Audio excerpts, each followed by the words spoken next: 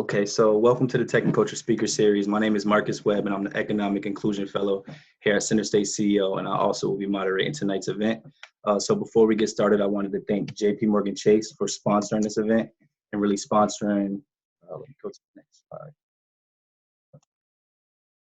For some reason it's not working. Well, sponsoring all of our tech and culture events and the initiative as a whole, and really helping us try to diversify the tech industry here in Central New York. I also wanted to go over a few ground rules. So all participants should be muted until we get to the Q&A portion of the presentation. The session is being recorded currently and will be posted on the Center State CEO website. The chat will be open for any comments or questions that you have during the event. We won't get to those until we open up the floor and you can ask Lekia anything you may have. And we will send out a short survey, after this event, just to get your feedback based on how the presentation went and what were your takeaways, so we can make sure that, everything you're letting us know is being incorporated into our future programming and events. So now I would like to take the time to introduce Lekia Hill. She's our amazing speaker today. She's the founder of Powerful Voices app. She's going to talk to us a little bit about the app, its current features, and the second generation. So I would also like to take the time to read you out her bio. So Lekia K. Hill, civic leader and emerging tech founder of Powerful Voices app, a nonpartisan tech-based civic ecosystem that connects constituents with their elected officials from their mobile devices and surveys end users to improve the social and economic welfare in underserved communities. Lekia is a civic enthusiast with an extensive background in the areas of anti-racism, DEI training and development, community engagement, and government relations. She is a lifelong humanitarian, has a special interest in human rights, civic evolution, and welfare of Black Americans and disadvantaged communities. Lekia holds over 15 years of experience in sales and marketing from Fortune 500 companies such as Wachovia, JP Chase, and Clear Channel. In 2010, she discovered her purpose and transitioned into the field of grassroots organizing in community and government relations. Currently, she is the community outreach and diversity coordinator at Huber Brewer Construction, where she manages engagement and oversees MWBE utilization and company projects. So Lekia, without further ado, the floor is yours. Thank you. Hello, everyone. Marcus, if you can check your email, I sent you the presentation, and then that way, if you open it and give me, okay, that'll be helpful. Sorry, we had some technical difficulties. Well, I had some technical difficulties earlier today on a Mac computer. So I want to just first say thank you so much to Generation Next and Center State CEO for having me as your guest tech speaker tonight, this evening, and to all the participants who signed in on to join us tonight. I also want to welcome you and thank you for taking the time to learn more about myself and the Powerful Voices app, which I am so passionate about. I'll begin before the presentation is pulled up by telling you that in 2016, this app came, I will say, by accident. Let's just say that. I'm what you call an accidental techist, right? And being that the majority of my civic work and my organizing work was all about disrupting, our system and disrupting social norms that causes and creates division, but also bringing voices to the forefront. That's something that I'm very passionate about. And I sort of fell upon this opportunity and discovered technology and how to make that type of work easier for organizers initially, and then for other people like constituents around the country who were looking to use their voice and connect with their legislators from a federal, state, and local level. Well, first, let me, as I introduce myself, my name is Lekia Hill, as I stated before. I'm an organizer by right for the rest of my life. So yes, I work for Huber Brewer and I'm a tech founder and I have this app, but I will forever be a grassroots organizer, finding people, connecting people, and allowing them to use their voice to build power for themselves and within their communities. Next slide is, so just a little bit so that you can get to know who I am a little bit more. I'm just like everyone else, I'm a mom of 2 children. Very passionate about education. That's one of my first passions. Next slide. How do I move this over? So in 2010, I was asked, I'm from Yonkers, New York, and in 2010, an organizer from Albany knocked on my door and asked that I help organize a rally in my community. And, you know, at that time, it was Occupy Wall Street, so it was all over the news. And I knew it was something that needed to be done, but I didn't know much about it, right? And I decided to say, yes, sure, you know, they're cutting sports and money and funds from our schools. Why not? Why wouldn't I try to help? And also, I was agitated by my son being a student in our local school district, and they were cutting universal pre-K, and I had a 3-year-old at that time who I needed to make sure would be able to go to school so I can continue to go to work. She can continue to learn from what I was teaching her at home, and then we can begin that process of her building her education. And they said, you know what, it's not going to happen. The state is cutting funds, and there's going to be no more pre-K. That made me a little upset, and I said, sure, let's do it. Once we started doing that, next slide, Marcus. Once we started doing that, I felt passionate about that and decided that I wanted to help, you know, students and parents all across the state of New York. I decided I wanted to change my career and leave corporate America and do this for the rest of my life. At that time, I was like, I want to do this forever. I love this. This is great.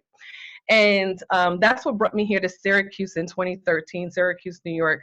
I relocated to Syracuse to do this permanently in full time. Unfortunately, there was cuts again to the budget for the nonprofit I was working for, and I was lost without a job. And the parents and the students and the children that I had met and organized around education state policies were no longer able to get on a bus and go to Albany, or, you know, we just didn't know what to do. And that really hurt my heart, you know, because we had already galvanized and started building a base. And then as soon as the money was cut, things were all over. And I didn't have the power to sustain what I had already helped to build and create for the organization that I was working for. And I parked it in the back of my mind, but of course I needed to go to work, find another job, and that's what I did, but I never forgot that moment. Next slide, Marcus. And then in 2016, I worked for Interfaith Works, and I started to help. I built a anti-racism dialogue, and then we started doing school exchanges with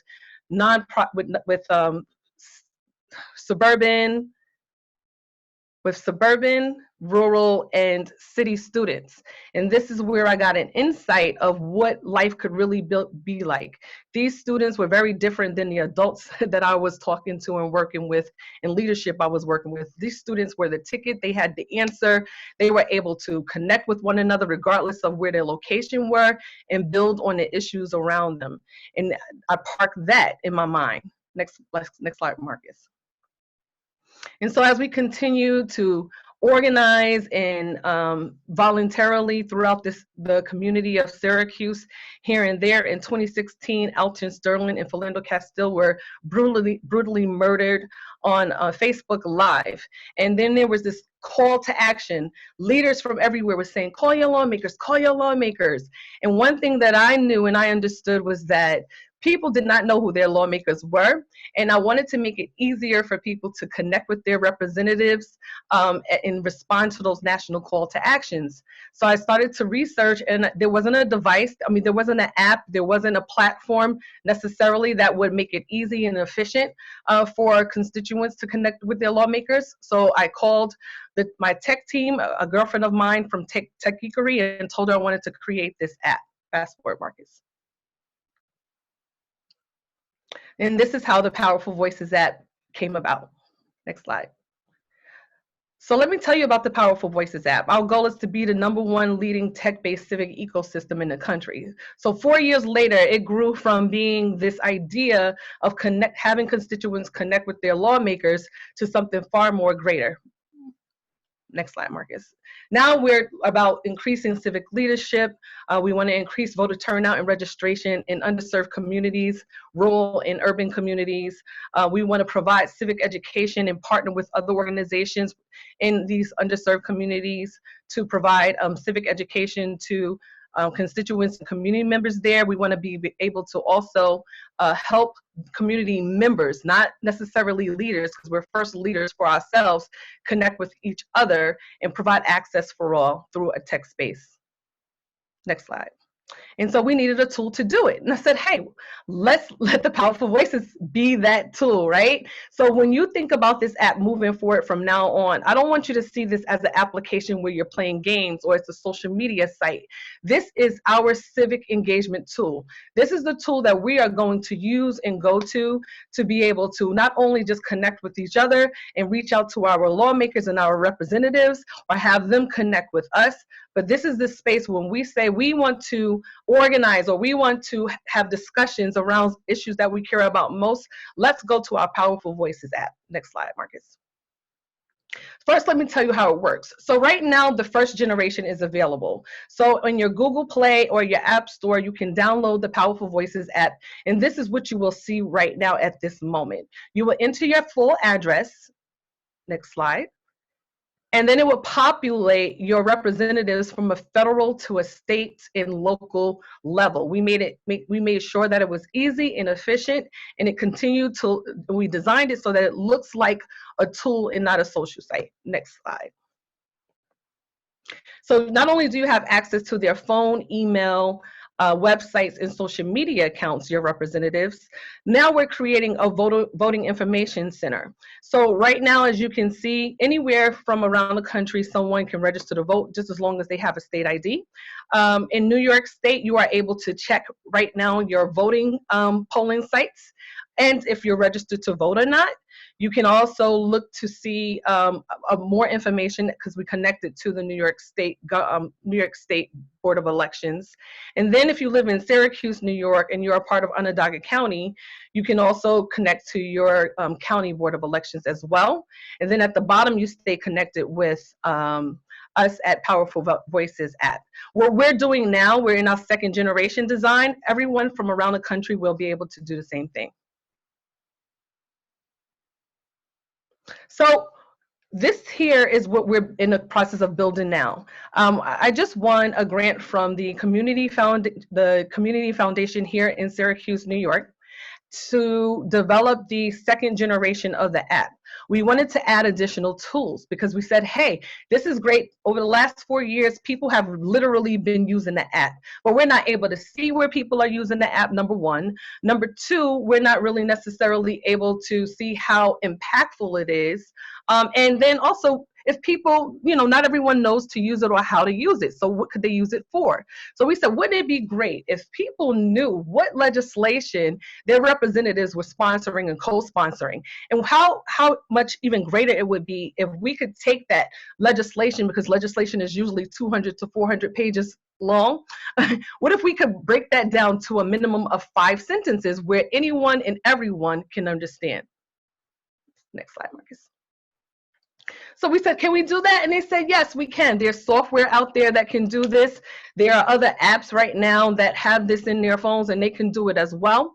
But then we said, hey, why don't we make sure people know that it's time for them to get themselves ready and together to vote, whether it's on a local level or if it's nationally. So let's create an election calendar for everyone. And so the app that is being created right now, hopefully to be released in April, will have an election calendar. So now you'll not only be able to connect with your representatives, you will now and know what bills they're sponsoring, but you will now also be able to prepare yourself for your upcoming elections. And then you can also set voting reminders. And then you can also you can find and see if there's any open seats in your local community or within your district that either you can run for, or if you know a great leader and you say, you know what, I think they would make a great representative for us, you can see if it's what seats are available and get to work and start to put them in there. Next slide, Marcus. here's the sauce. Okay, I call this the sauce. And when I say people power, powerful voices, and we're about the people and it's about building people power, this is where and how we're going to do it. So this is a mock design. We actually came up with an even better design, and I can't wait for you guys to see it. But for right now, this just is to give you a visual of what that could look like. So you and another person live in District 5, for example, right? You choose your top 3 issues that you care about most, and you can now connect, you'll be able to connect with that other individual from your community within your district around those issues that you care about most. So here is an example. You have Tanja and Rashawn. Tanja has chosen education, public safety, and local small business issues. Rashawn, gun control, education, and healthcare. They have in common education.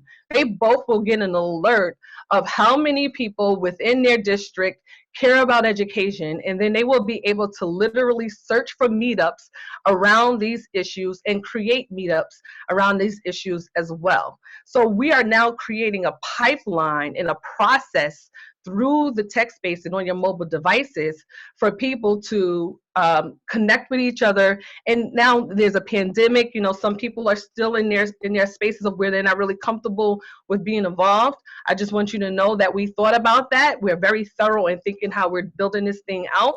So not only will you be able to connect with each other in person, but you'll be able to do it virtually, and you can also do it by phone, by conference.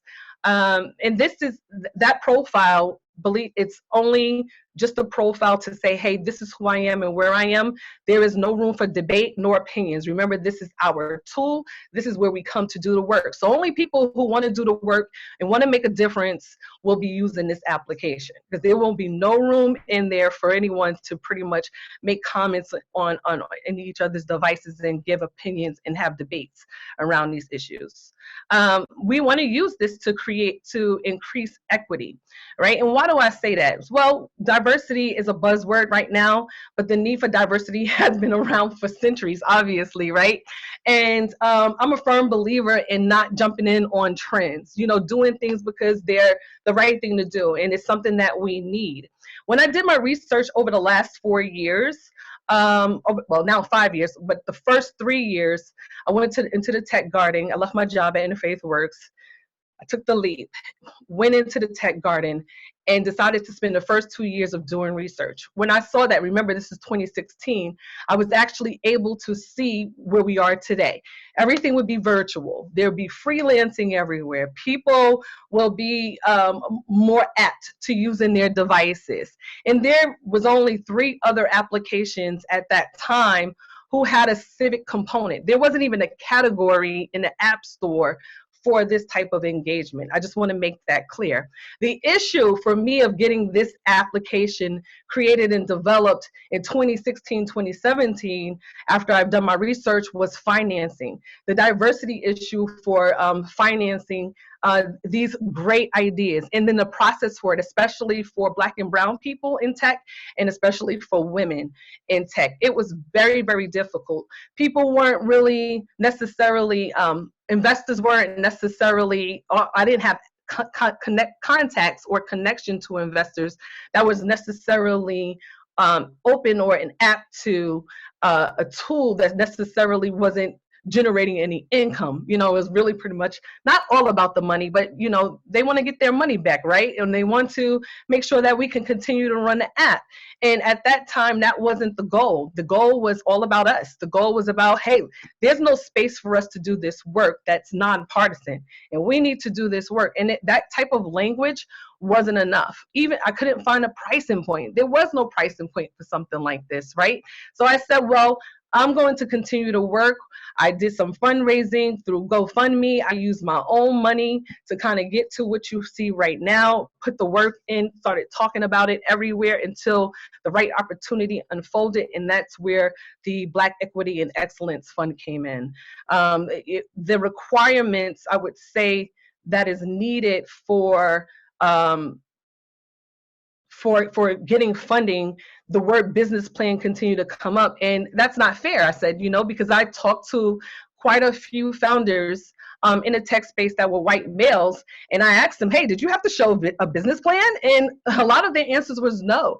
The business plan didn't come until later. So, you know, we're here now. I'm in this space now to start getting this, the word about this application out. This is, like I said, the People app. We have made it so that it's convenient for us, it's concise, and it's also cool because our target market, yes, may be millennials and zillennials, but if you're living and breathing and you're a citizen in this country, then you should be active and engaged in your civic process and in this system. If you are about doing the right thing, and if you are about equity, this is the space that we can do that and connect with each other. Marcus. I just wanted to give you a little synopsis of how powerful this application can be for communities similar to Syracuse. And Syracuse, I know I'm not going to assume that everyone has heard that, you know, in 2015 we were rated #1 in concentrated poverty in the entire country for concentrated poverty. But I just want to talk about the makeup of what our urban communities look like, particularly for Black and brown people. And it's synonymous across the state of New York. I organized across the state of New York for 2 years. So I've been in several communities, and just from my engagement, I was able to see a connection of what life looked like, what the lifestyle looked like, what the voting process looked like, what the voting turnout looked like in our communities, and they were very similar to Syracuse. I've been in Syracuse 8 years. Like I said, this type of work brought me here, and I never turned back regardless. I decided to do some research. In the 15th ward, for example, here in Syracuse, in the 10th ward, those are our Black and Latino communities, right? Now, again, just imagine this across the board. It's synonymous. Maybe not the same exact numbers, but the pattern is pretty similar, all right? So in the 10th ward, your Latino community, as you can see, you have a larger number of registered voters, but the turnout is really low. And what you're looking at right now is 2016 was the presidential election, which usually gets the most turnout always, right? And then you see the local election, which was our mayoral election, right? And then there's the county election. And as you can see that the numbers decreased when it came to actual turnout for the registered voters. You can also see that the number of registered voters are also very low for these communities. And that troubled me. That was very disturbing to me. And not only me, in the spaces that I'm in around people who do this work constantly, and then also community members, everyone is always asking, what do we do? What do we do? And you have organizations that go out of their way to register people. You know, these are people who are volunteering their time, either they're retired or they're young, whatever it may be. It's just really, really difficult. So this app, we are making it so that it would be easier for people like that, or organizations and groups like that, to help increase their work and their efforts to increase the voter turnout rates and voter registration rates. And the way we can do that is through this application. But I just wanted you to see a snapshot of what it looks like right now. And what we're going to do, since it's a local election, and I'll be sharing this publicly, everything we do is about transparency on our website. We're going to be posting graphs up there to kind of like see how this application works and what type of difference it was able to make. And Marcus, move forward.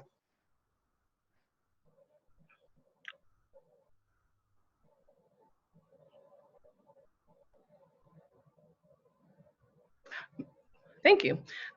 Move forward again. Perfect. So that's it. The last thing I would tell you is that right now, if you did download the app while I was giving my presentation, you will see the CNY Life Needs Assessment. Well, here's some great news. Not only are we able to do a life needs assessment just here in Central New York, but we are now able to do this life needs assessment all across the country. So wouldn't it be great to kind of get a great picture of what it looks like in specific districts? So now we are able to take a zip code, let's say, for example, saturate the application or the assessment in this particular zip code. Based on the 20 questions that you see in the app, we can kind of get a picture of what needs look like for people in that community. We can take that information and share it with other organizations. We can also share it with our representatives, our elected officials, so that they can also see what needs look like. And then when they go to create policies and they create legislation, they'll be catering it to the exact needs and not what they think the needs are, but what the needs actually are. That's the idea behind that. That's it for the Marcus. You can turn that off. So thank you so much for seeing my Powerful Voices presentation. I really, like I said, I appreciate your time. I'm open for any questions from you, Marcus, and then from everyone else. And another thing that I wanted to share with you, when we're talking about fairness and equity and being open and how we look at developing technologies now moving forward. You know, they call me a tech disruptor, right? It's a new word and term that I've learned. And in that is, I want you to imagine what it would be like if you as an end user had say in what we do next with the app. So we also are creating, and this is an exclusive for you right now, but we are also now creating an opportunity to not necessarily just poll our end users, because we can do surveys and so forth in this app, but we can ask you, what do you want to see next? So there's a suggestion box, and then when we make a decision as a team, you know, of what next steps we'll say, hey, why don't we ask our end users what do they want, or what do they think about this before we finalize anything? So when I say we're creating a civic ecosystem, a tech-based civic ecosystem where your voice matters, I mean it. And that's it. That's my presentation. Thank you, Lekia. That's amazing. Thank So you. I want to give everyone a good amount of time to ask any questions, but I do have a couple questions for you. So what was your biggest motivation for starting the Powerful Voices apps? I know you kind of, talked about that during your presentation, but can you expand upon that a little bit for us? Yeah, I'll say three greatest motivations, because it's hard to just say one, and there's several, but the top three I would say, my experience and the things I saw as an organizer, and being able to have that broad territory and collect stories and talk to people and families across this state, and being able to see what a need was that didn't exist. And I mean, not just urban communities. I was in suburban communities like in Nyack, and I just saw that. I was like, hey, you know what? Everyone could literally use this. And I'm very passionate about access. I really believe in access. I think that everyone should have that.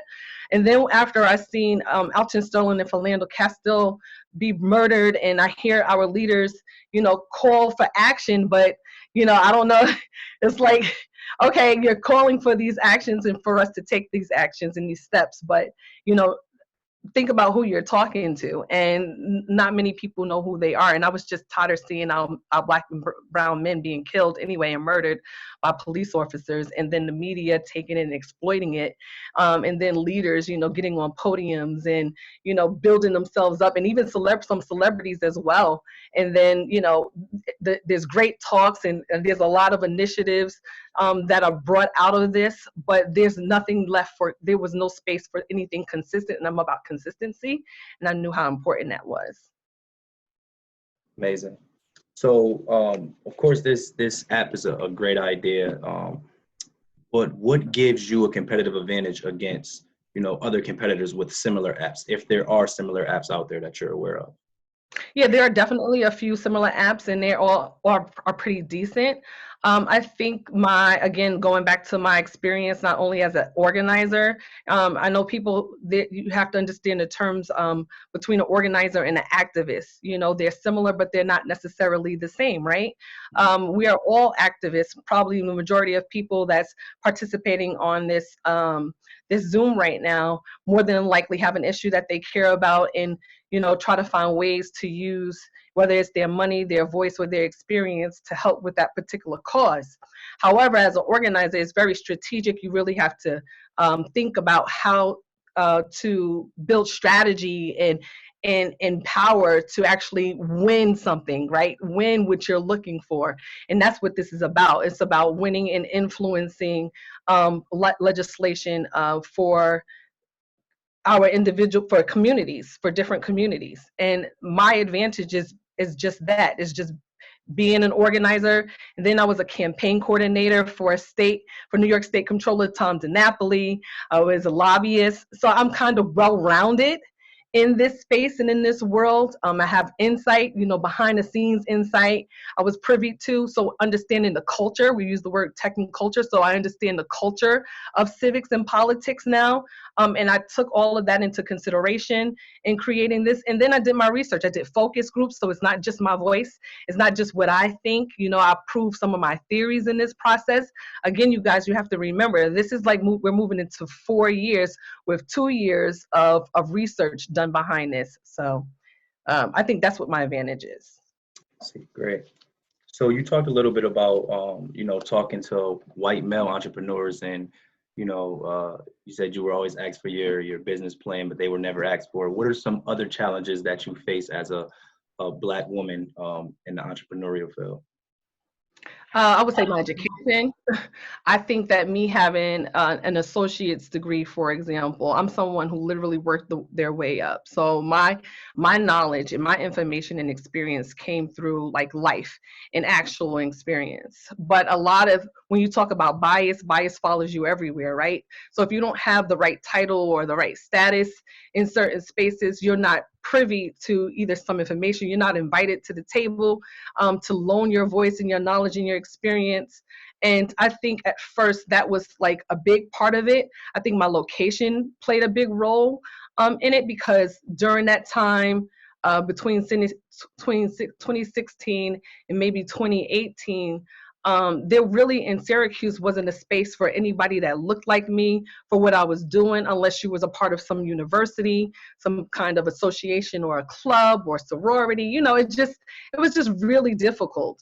I had to work extra hard. I had to sacrifice a lot of time away from my family to kind of push my way through spaces, or just settle down and just, create my own space, which a lot of this is about as well. But I think that I would say that was one of the most difficult parts about it, was the location. Then also being the bias behind being a Black woman, just being Black and then being a Black woman, and where most venture capitalists are, white and white males, and the entrusting of such large amounts of money in the hands of Black and brown people. These things do exist, whether people want to talk about it or not, but they do exist. I ran several diversity groups, so I was privy to also hear about in trusted spaces, what are some of the not issues, but what are some of the barriers that prevent us from having some of these opportunities, and the unconscious bias behind a lot of things. I think also, was a slight disadvantage, but not necessarily, because if you took the time to talk to me and, we did those one-on-ones, it pretty much opened a lot of doors for me. And I think I'm very blessed in that area, that, I'm a go-getter and I know how to talk to people. I know how to go. I'm not afraid to go into spaces, regardless of what your status is, and say what it is that I'm looking to do. And somebody, if you keep talking about it, somebody's going to hear you. They're going to see you and see what you're doing, what your vision is, and they're going to, take you under their wing or make connections for you to make it happen. So that's pretty much here. Beautiful. So I do have more questions, but I wanted to give everyone time to ask any questions they may have. So you can drop them in the chat and I'll read them off, or you can come off mute and have, conversation with Lekia. So it's up to you. There's some in the chat. All right, let me see. Glenn, go ahead, Megan. No, you're fine. Oh, wait. Okay, so Glenn, how is the revenue going? The revenue, if you can elaborate a little bit. So there is no revenue. That's probably why. That's the other thing, because I get it. Believe me, I understand the semantics of business. Obviously, I'm an entrepreneur. I have another business, and I know revenue is important. But right now, we're in development phase. There is a pricing point now that I was able to find, because again, it's unfortunate, but things have to be hot for people to want, hot and trending, in order for things to work or people to see a need for something or force you to create a pricing point. It wasn't an interest of mine to look for one at that time, but I found one. But we're not generating any revenue right now. If you're talking about the money that the 41,000 that I won from the community foundation, all of that money is going to the development of this app and some civic education tutorials to make sure that we can meet the needs of some of the most disadvantaged people or people who are lesser engaged. They'll understand how to use the application when they download it on their phones. So there is no revenue right now at this current time, but there is a projected revenue rate that I have at now for the next phase of the application. Thank you, Glenn. Great question. Megan, I'm going to get right to you. Jess has a question in the chat, and then we get right to you. So does the app offer any resources for our kids who are old enough to be aware and troubled by the current state of our country, but aren't old enough to vote yet? Groups they can get involved with, etc. Yes, so we are creating a civic repository and a resource center in the app, and we're partnering now with some students at SU. There is some local organizations here in Syracuse, like 10 for Less, who focuses on grade school and middle school and high school students, providing them with civic education. Is an initiative they created to provide civic education to younger students and also school districts. This application can be used within a classroom. Teachers can use this within their curriculum for some of the stuff that it's going to have in there when they're like for your social studies and U.S. history government classes. Kids you can do mock outreach through the application as well. If you contact us, we made sure we had those opportunities as well. So we're looking forward to partnering with school districts around within our community first, but around the country, underserved communities that would like to work together with us in that. So definitely. That's awesome. Thank you.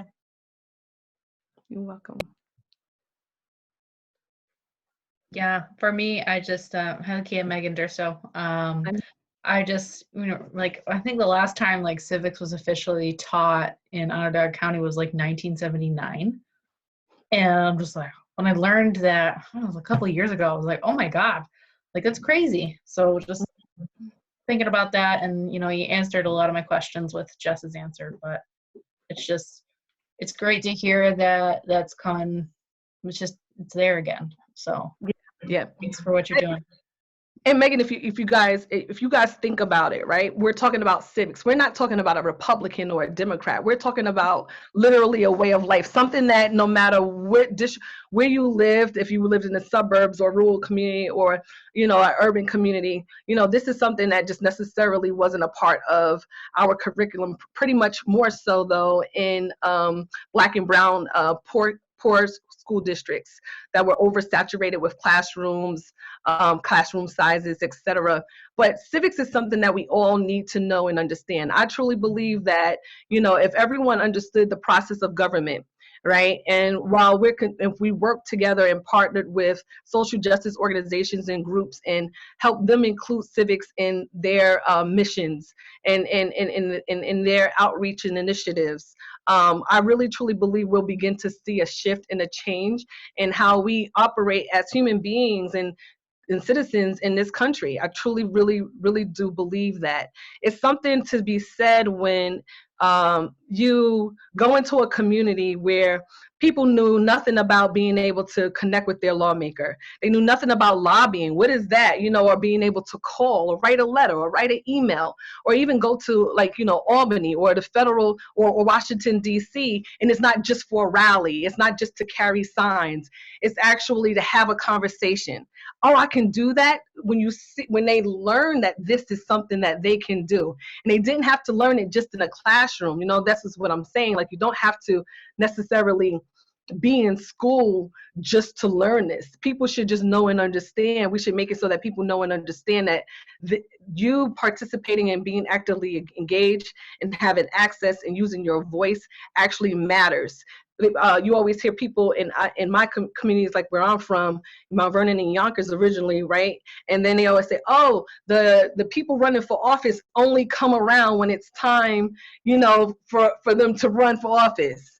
Well, they can't come around all the time, but they can. There's other ways they can be there, and they have aides that can. They have their own representatives that they place in these communities for you to talk to. All of that is relevant and important. You don't have to speak to the actual governor all the time. You don't have to speak actually to, your congressperson or your mayor or your city council person every single time. You can speak to their aides, or we can make it convenient for them to create a room and have their own quote unquote town halls. There's so many things that they can do where people now can just chime in and connect and talk to them. But first, letting people know and having them aware that it's something that they could actually do. You feel they're empowered just from that alone. We have another question from Glenn. Are you an NFP? Am I what is that, Glenn? I'm sorry. Not for profit?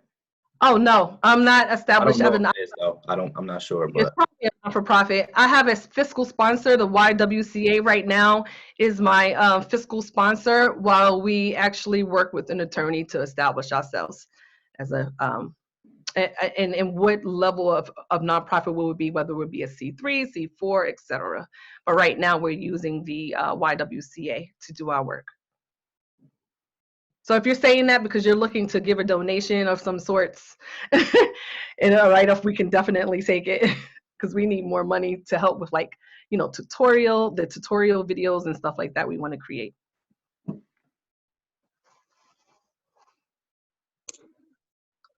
Hi. Sorry. I wasn't sure if there was another thing in the chat, but I wanted to say congrats to Lekia on the app.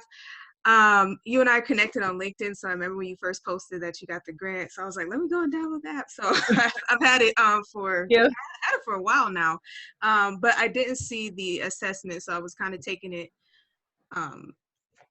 throughout this call. Now I do have one question, and I don't know how important it is in terms of for the sake of the app, collecting data in terms of different races and ethnicities. But this is something I struggled with growing up because excuse me, because I'm Black and Hispanic, but I always have to choose which one. And so I wasn't sure how important that was in terms of the data that you're collecting, and if there was an option to select more than one thing, or more than one race or ethnicity. That's just, I'm well, I just usually I just listen, that's so important, because I literally got asked a question about people who's colorblind. I didn't even think about that, right? So now we're looking at our color screen even in the app. So this is what we need. We need this. So right now in the life needs assessment, there wasn't even a Latin. There wasn't even a Latino or a Latinx option in the original form, and we added that. But I can definitely add a biracial if you think that would help for most. My son, who's also biracial, I should ask him too. But yeah, we just think about the moment we're in, and you guys can email me and connect with me. This is what I need. This is what the team and I need to make sure that we're meeting people actually where they are, so they feel included in this process. Right now, I think though you can choose. It's required, but you can choose more than one. Did you try? Yeah, you can only choose one. They have okay. other. There's always an other button, but yeah, but it usually doesn't ask you to specify. Other can be anything, right? Anything. So yeah, so I just picked Black today, just for the sake of choosing which one. I'm gonna be Black today. I'm gonna be Hispanic. So I don't know. And that's a valid point. Yes. And the data also, we're right now we're working on a policy, terms and an agreement, and a privacy policy. We're working with Barclay Damon right now to create that and plug that into the app as well, because we won't be selling any personal data, your name, information, and so forth. We're just looking at the responses and the activities. But as far as personal information, no, we won't be selling any of those things. Well, at least it doesn't say it'll I've seen a lot of those, and it'll say Black, not Hispanic, and I'm well, that's not true. Or it'll say Hispanic, non-Black, and I'm yeah. So I don't know why that's still on just general assessments out there. It didn't say that, so I just chose whichever one. But thank you. You're welcome. Absolutely. Thank you for that. No problem. I saw a question on here about, sorry, what's the plan for monetization, which is a follow-up for the revenue question. The plan for monetization, we're looking at those revenue streams, but for example, the opportunity, we have the ability to survey our end users, right? And so end users can pretty much agree whether or not they want to be surveyed. We won't be doing any ads on this app at this time. Like, I don't, unless, you know, we grow big enough where we could ask our end users if that's something that they want. That is, when you look at developing applications and we look at revenue streams for that, usual of how to build revenue off of it, it's usually like ad space, in-app purchases, and things of that nature. But if we're seriously considering about building a civic ecosystem in space, you know, I don't think people want to be flooded with ads in their face to kind of do serious work.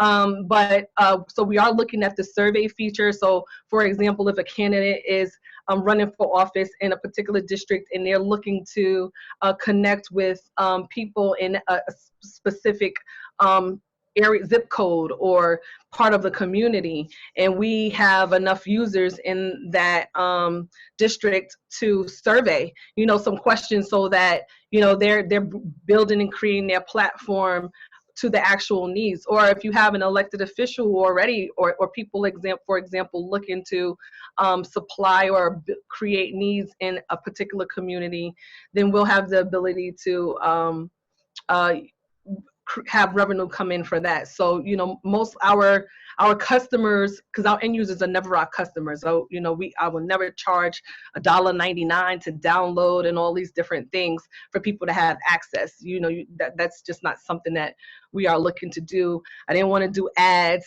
and you can probably imagine in your head, oh, this is why nobody probably wanted to give her money at first, until I could find a pricing point. But we will more than likely be able to use it as a surveying and polling component. You know, for example, take CNN, for example, and we have an immediate national issue, you know, and they want to poll. They usually go to Gallup or someone, but we hope they can come to Powerful Voices, and we've created and built such a trusted space in relationship with our end users that our end users know that when they're responding it with it, you know, it's very ethical the way we're going to operate it within this space as well. You know, when we talk about diversity, guys, think about this. You know, I'm not going into a company that's 20 years old, 100 years old, 50 years old, and now I'm trying to, you know, everybody wants to like fix it and get on board. We have an opportunity to kind of build it, you know, the way that, so that, like I said, that it works for everyone when you think about like values, the value system of a company or a business, you know, we are building our value system with integrity, you know, the ethics, the work ethics that we intend to implement. You know, I do want this space to be a space where we can hire people and create jobs, you know, for people in tech, and what that process looks like. So, you know, that's one way of monetization, and there's some other ways. If you want to know more, feel free to find me on LinkedIn or email me and we can talk about it. I would be more than happy to do that, because I am looking for a co-founder. So We have time for a few more questions. great. I don't really have a question. It's just it's a comment that I want to share. My name's Donna Brown. I live in Norfolk, Virginia. So I've had the opportunity to follow Ms. Lekia in several things that she has done, and I'm looking forward to the second generation, and that's something that we can be able to do here in Norfolk, Virginia. I've been here over 20 years. I don't know a lot about the politics that are here because, like many people in my age group, the 60s, you know, age group, we don't look at a lot of things. We're kind of just used to going what the norm has been, keeping things easy in life. And we really don't get involved because for some of us, it looks as though it doesn't affect us personally. But I decided one day after talking to Lekia, I should get a little bit more involved on social media because I don't use Twitter, don't have a Facebook or anything like that. And I just did a simple thing as to let the news, the regular news, just daily come on my phone. And I had no idea of the many things that are going on in the communities, including the Black community. those things. So some of us or people that I know are looking forward to an app like that becoming available and even expanding because we don't know and we sat back for so long. We have resources, but aren't putting those resources anywhere because we just been comfortable in our way of living. As long as everything's okay at home, you really don't worry about the rest. Or you pick, people that you're going to help. But to be able to get involved in what's going on and now not be limited to the 3 people that I want to help, but it could just be so much larger than that. And it won't be as simple as, okay, go and pay somebody's rent. We'll be able to invest in what Lekia is doing so that many people can be helped by it. So I'm excited and looking forward to that becoming available here, right here in Washington. Thank you, Lekia. Thank you. Any last minute questions before we go? I have a question, actually.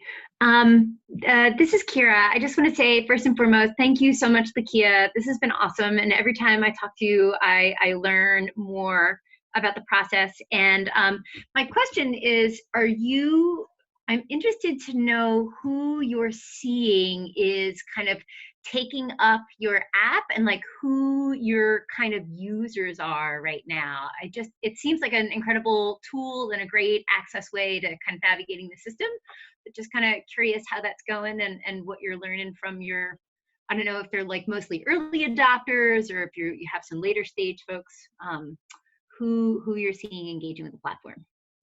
Well, so right now, I know that we have a few social justice organizations that have sent this out to quite their membership bases. So it's people who are pretty much, I'll say, active.